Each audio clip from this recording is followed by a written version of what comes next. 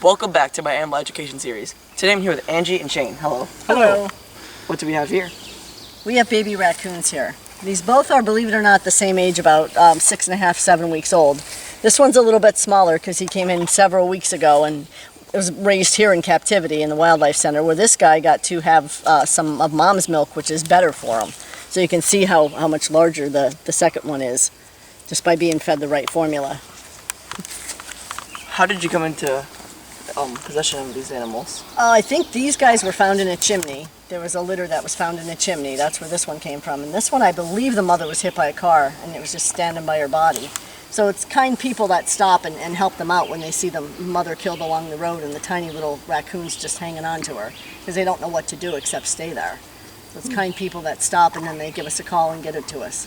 It's like the animal's instinct is to stay by mother. Yes. And they can't be there to provide them right. any help. And then they, the little ones will perish or get hit by a car, or something will come along and grab them from above and take them away, and a hawk or whatever. And it's sad, but that's nature. You can hear the little noises he's making. Raccoons are very vocal, and when you have several raccoons in captivity, it's very loud when it's feeding time or when they're hungry, because they just don't stop screaming. Mm-hmm.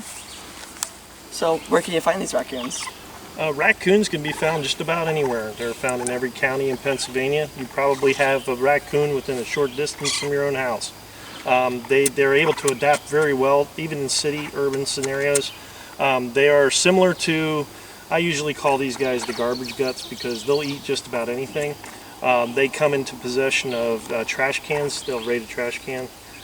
They will also take food from your front porch if you leave cat food or dog food around. But they are nocturnal, so a lot of people don't see them around their property unless they see them by surprise at nighttime.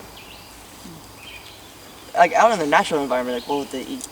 Natural environment, they would eat anything from grubs. They like stuff around wetlands, like crayfish and stuff. They like to be around water. They do like the wetlands and the lakes and the streams. We've had them also take freshwater clams, those types of things, but they will take just about anything they can get a hold of. They're very, very curious animals, so they do well when they're released. I can see her over there, just petting away at the raccoon. Mm-hmm. Well, actually, when this is what mom would do when she's cleaning them, so they get all excited because they think that's mom. And that's like a purr they're making, like a cat would purr, but that's a raccoon chatter. And if you want to hear this one. And she would carry them around like this by the scruff of the neck. And she'd move them from wherever they are. If they get away from the nest, she'd bring them back. And that one's not going to do it. No, of course they don't want to. But as you can see how mobile he is. As soon as you pick him up, they kind of give up. It just kind of gives up for it. And when you're like kind of petting them, simulating the mother, kind of look like a dog when you're giving them a good scratch. Mm-hmm. They enjoy it. Yeah, it's funny.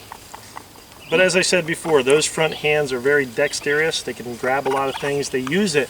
It's even said that their hands are so sensitive that it's almost like they can almost smell things through their skin.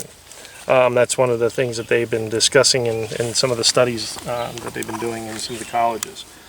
But they're a really interesting animal. One of the bad things about these guys is they are high on rabies vector list, which means their body temperature is very high and they're very susceptible to rabies, along with the skunks, the fox, and the bats, and those types of animals. So in order to handle these guys, you need to be protected, having gloves in order to handle them, and they can pass that along to domesticated animals. One of the things that I also try to warn people about is they have a very deadly roundworm that they will carry, which is deadly to domesticated animals and can make humans very sick as well. You said that they've those really sensitive hands that are really good at grabbing things. Mm-hmm. What do you guys do to help prevent the raccoons getting out of it? They're very smart animals. They learn things very quickly. So even when you put some type of restraint on the cage that they can't get out, if they figure one of them out, they can figure them all out. So we always have to give them something to do to keep them occupied so they don't get out of their cages. Angie's had times in the past where one's gotten out and let everybody else out of their cages as well. So that's real fun to come home to all the animals out at the same time. Not a good day.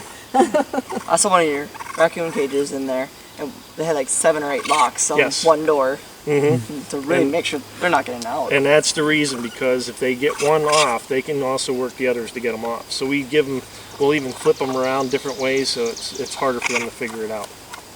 Very intelligent creatures. Very intelligent. Matter of fact, if you watch them sometimes, it almost looks like they're thinking on how they're going to get out of their cages.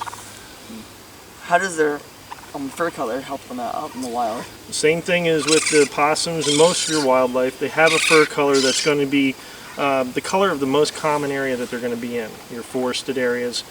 These guys also have that distinct mask around the eyes. Helps them to be able to see things a little better. It kind of keeps the light from being an issue with their eyes during the day if they are out during the day.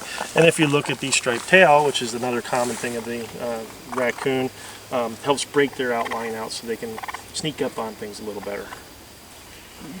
This guy's just He's very being big. very cute, and this guy's just even though they're the same age, that guy wants all the attention. This guy just wants to relax. This one's a little more used to being handled just because he's been with me since he was about the size of his head.